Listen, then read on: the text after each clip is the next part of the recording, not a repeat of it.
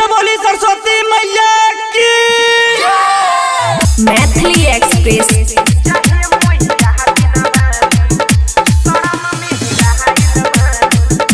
खुशी recording studio बलुआहा।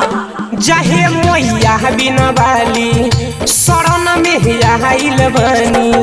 जहे मैया बिना बाली शरण में आइल बनी।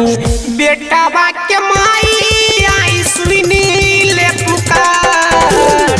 तोहरे दुआरी एलियो दाई दे दर्शन। जहे मैया बिना बाली शरण में आइल बनी।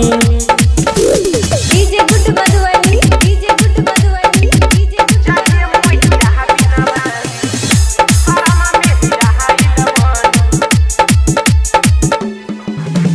डीजे पंडाल सभे लगाइल छौ। तोहर दुआरी मई पूरे सजाइल छौ।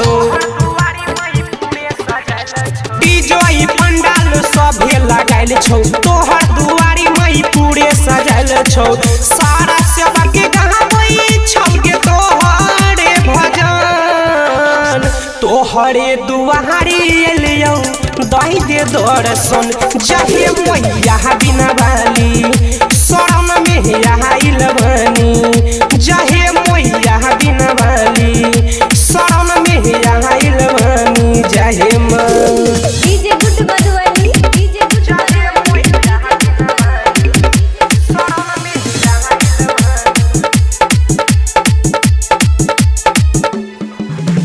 नीरज निराला गाबो तोहर भजनिया। इंदल पवित्र के जागई दे भगिया। नीरज निराला गाबो तोहर भजनिया। इंदल पवित्र के जागई दे भगिया। बाबुल बंसाली तोहर बनल छौ सेवा। तोहरे दुआरी एलियो दाई दे दर्शन। जहे मैया बिना बाली शरण में आइल बनी। जहे मैया बिना बाली शरण में आइल बनी। जहे खुशी रिकॉर्डिंग स्टूडियो बलुआहा।